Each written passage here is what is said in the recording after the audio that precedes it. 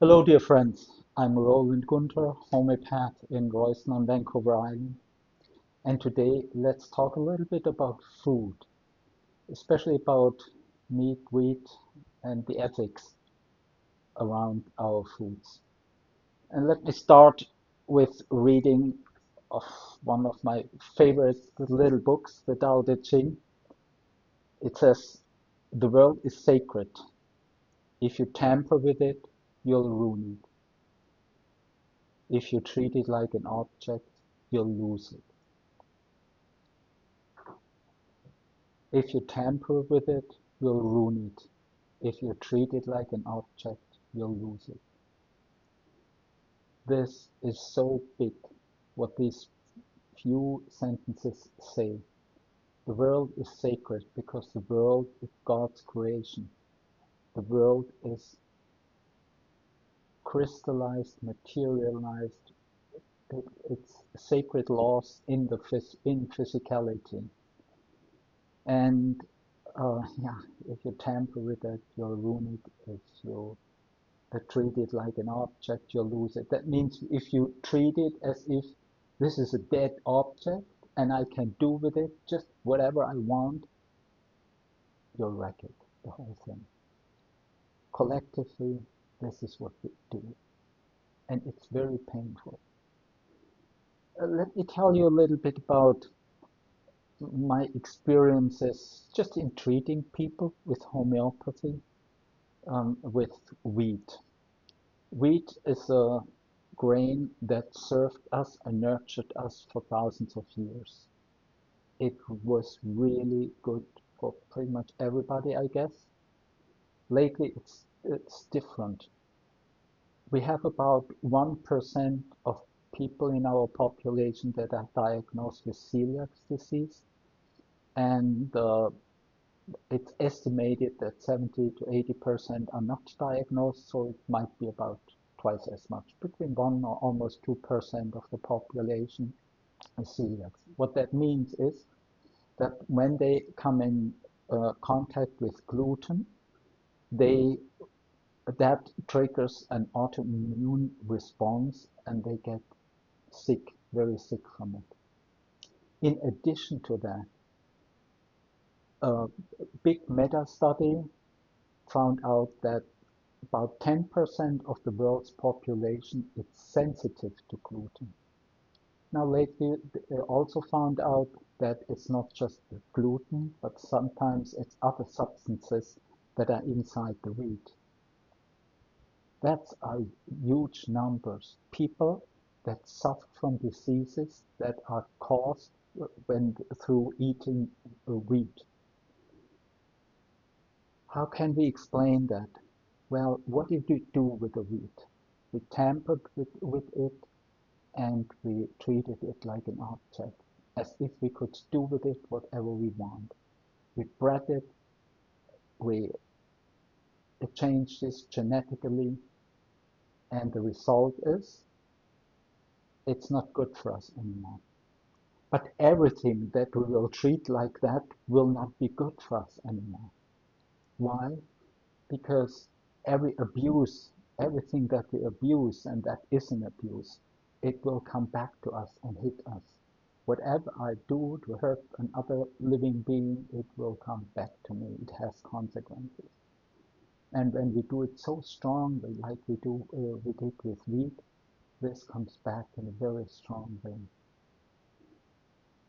I have to tell you, in practicing, there were certain there's a people that I have a hard time treating because they seem not to respond. And in many diseases, I first focus on the emotional level that's behind the problem, behind the physical problem, and that is what very often works. However, sometimes it doesn't. And when I then look, okay, what's happening on the physical level, on the digestion level, and I see, oh, there's a gluten intolerance or there's a wheat sensitivity, gluten sensitivity, and I treat that, all of a sudden things happen that didn't happen before, all of a sudden symptoms, diseases disappear that I had a hard time treating before. For example, things that don't seem to have anything to do with it, like panic attacks or um, anorexia, for example, or yeah, inflammatory diseases. So inflammations all over in the body. And of course, a lot of digestive problems. People with bloating, with diarrhea, with inflammations in the guts and colitis or Crohn's disease, things like that. I don't say that this is always the case, and there's often several different factors that come together for a disease like that to start or to be expressed. However, one aspect can be an allergy, a sensitivity, an intolerance toward certain foods, and very often it is either milk or it is gluten, it is wheat on the base. Also when I deal with autoaggressive diseases or allergies. So that really changed something.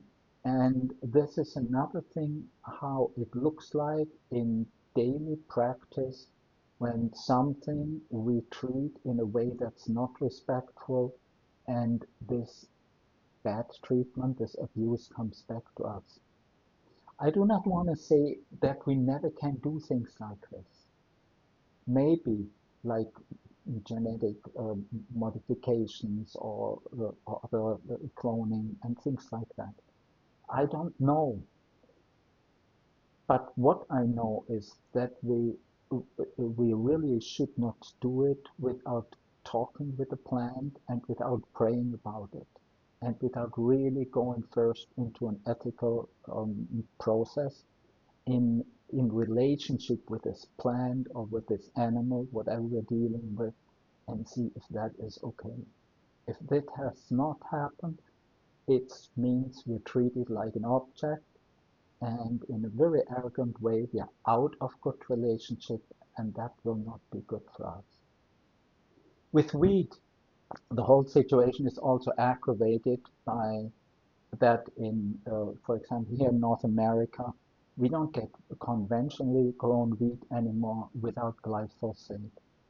Now with glyphosate, Roundup, we hardly understand the very complex ways it interacts with our health and with our environment. But we know that it contributes really to the killing of soil life and with a basis of, of our uh, food cycle.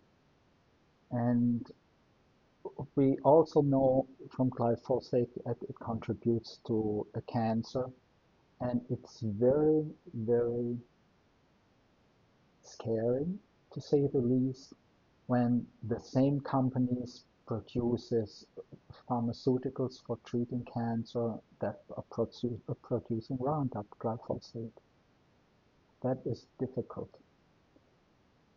Anyways, another topic I wanted to bring is a little bit towards to talking about meat.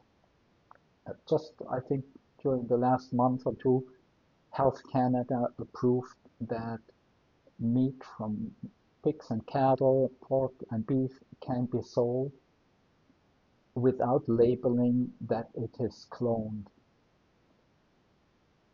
Again, I do not know if cloning, a very artificial process, lab process, if this is ethically okay or not. I know it is definitely, it cannot be okay when it was out of relationship, when there was no communication with the animal spirit, yeah, when there was no communication and no, it was out of sacred alignment of out of a good relationship. I do not want to say that everything is okay that we pray about. We also prayed about the nuclear bomb, and I don't think we can justify then everything. It has to be really a process that where we listen to what we do, where we tune into how does it affect the future of our kids, grandkids, and where we listen, what is the reason why I do this? Is this only for greed and money? Not going to be good for us. At least it's not very likely when this is the first intention. When it's to contribute to our health or anything good, then it, it's probably okay to make money with it. Yeah? But when the relational aspects are just disregarded, it will not be good for us. What goes around comes around. Whatever we abuse, the abuse will come back to us and bite us. So the what I definitely know is that it is not okay just not to label it, to tell us that we don't need to know if how these animals are being treated, if they have been cloned or not. That is not okay. It might be legal right now, but I'm German from my background, and I've seen in the German histories there were things legal that are ethically a crime. So please talk to your friends about things like this. Talk to your politicians about things like this. As consumers, we have a right that we are informed and that we make our choice if we want to have that or not. For me, it's out of the question. I will not buy conventional meat anymore, beef and pork, because I don't know how it's been treated, yeah, or I don't know if it has been cloned or not. And many people will suffer also from farmers that raise beef and cattle and pigs that do not use cloned animals. They will suffer from it, and it's not okay. But we have a right to the to be informed so we can make a real choice about these things. Tell your friends, talk with your politicians, maybe send a letter to the store where you get your meat from that you really want to have it labeled, otherwise you cannot buy there anymore. Just something. We should not get used to false news. False news, half truth, hidden truth is also false news. I was very, very shocked when some months ago I talked with my 13-year-old granddaughter and she mentioned something that it's okay when in commercials there's lying. I was shocked. For me, that means that kids already grow up in a world where they know that not everything is true. That's okay to know that not everything is true in the world, but I worry about our moral, our ethical compass, our GPS that tells us when something's true or when we are lied to, when something is not true. When this compass and we don't, when this compass is not working, then our children might not feel when they're in a scary situation or talking with people that have um, intentions that are not good with them, and they should better get out of this relationship.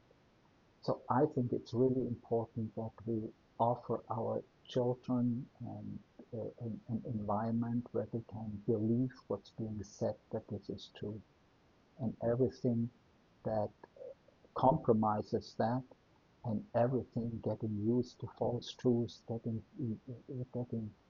used to false news, getting used to half-truths, getting used to information that is not based on truth, but only produced in order to have a certain outcome that comes with a certain agenda and intention.